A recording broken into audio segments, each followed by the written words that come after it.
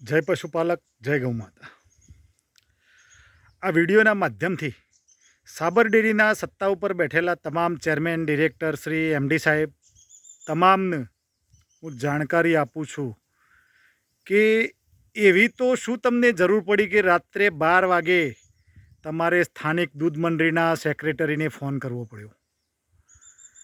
તમારા સ્થાનિક દૂધ મંડળીના ચેરમેનને ધમકી આપવી પડે છે કે અમે તમારી પર દાવો કરીશું. તમે રાત્રે ફોન કરીને સેક્રેટરીને ઠરાવ કેન્સલ કરાવવા માટે, ઠરાવ જોવા માટે તમે પ્રેશરાઇઝ કરી રહ્યા છો. શું કામ? તમારામાં તાકાત હોય તો તમે કાયદાકીય લડો, અમને કોઈ તકલીફ નથી.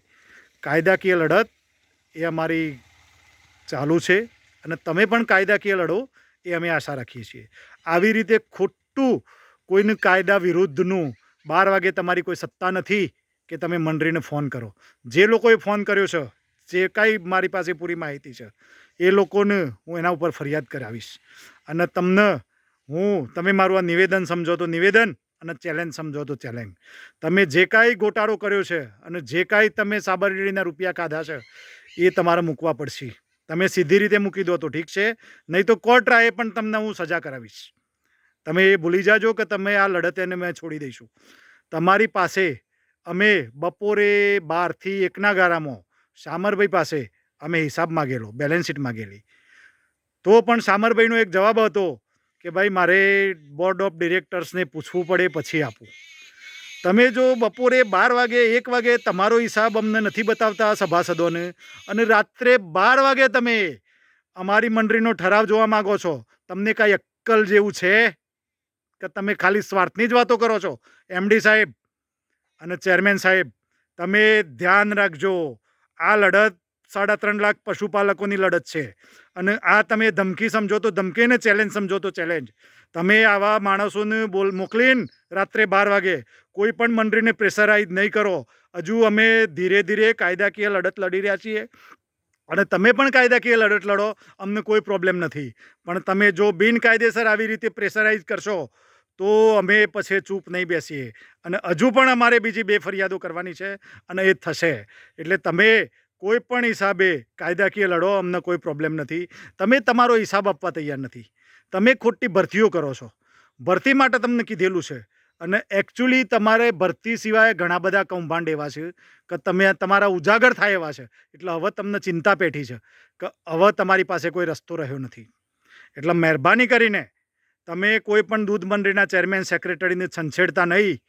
અને જો તમે આ કોશિશ કરી છે તો કાયદાકીય અમે રજિસ્ટ્રારને જાણ કરેલી છે કે અમારી મંડળીનો કોઈ પણ ઠરાવ તમારે વેરીફાઈ કરવો હોય તો ખાસ સાધારણ સભા બોલાવો.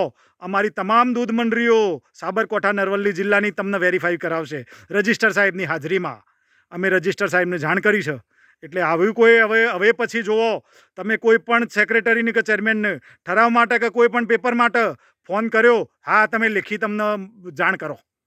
લેખિત જાણ કરો, અમે તમને લેખિત જાણ કરીશું કાયદાકીય. બાકી તમે આવી રીતે ફોન કરીને જો 12 વાગે હેરાન કરવા માગતા હોય તો એ તમારા મગજમાંથી કાઢી નાખજો. અને જે લોકોએ ફોન કર્યો છે અને જે સુપરવાઇઝરે ધમકી આપી છે ફોન ઉપર, ઠરાવ જોવા માટે ધમકી આપી છે કે દાવો કરવા માટેની ધમકી આપી છે, તો આ તમામને હું ખુલ્લેઆમ કહું છું કે હું તમારા નંબર મારી પાસે છે, તમારું રેકોર્ડિંગ મારી પાસે છે. મારે તમારી ઉપર કેસ ના કરવો પડે. તમે એક સાબર ડેરીના એમ્પ્લોય છો તો એમ્પ્લોય બનીને રહો. તમે માલિક બનવાની કોશિશ ના કરતા. તમે કોઈ સાબર ડેરીના માલિક નથી. સાબર ડેરી પશુપાલકોની છે. એટલે તમે આ તમારા મગજમાંથી એક ભ્રમ હોય તો કાઢી નાખજો કે સાબર ડેરી તમારી છે. એટલે આ તમે બેઠા છો ત્યાં સુધી તમારી છે, બાકી તમે આ ભ્રમ કાઢી નાખજો. આ સાબર ડેરી પશુપાલકોની છે, 3.5 લાખ પશુપાલકોની છે. એટલે હવે તમે કોઈ પણ દૂધ મંડળીના ચેરમેન, સેક્રેટરીને ડરાવવાની કોશિશ ના કરશો. અને જો ડરાવવાની કોશિશ કરી તો હવે અમે ચૂપ બેસીએ એમાંથી નથી. અને મહેરબાની કરીને તમારે હજુ જો તમારા આ મને આગળ વધતા રોકવા હોય તો પશુપાલકો સાથે મિટિંગ કરો.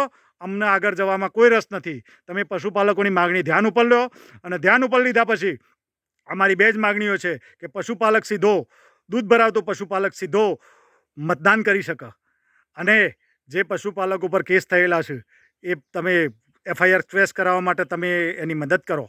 અને ત્રીજો કે સાબર ડેરીનો જે કાંઈ વહીવટ છે એ પારદર્શી અને ખુલ્લો કરી દો અને જરૂર વગરની ભરતી બંધ કરી દો. આના સિવાય બીજી કોઈ વિશેષ માગણી નથી અમારી. એટલે તમે આને નિવેદન સમજો તો નિવેદન, અને આને તમે ધમકી સમજો તો ધમકી. બાકી મહેરબાની કરીને હવે કોઈ પણને હેરાન કરવાની કોઈ પણ જરૂરિયાત છે નહીં તમારે, અને તમે કરતા નહીં એવી આશા રાખું છું. જય ભારત, જય હિન્દ.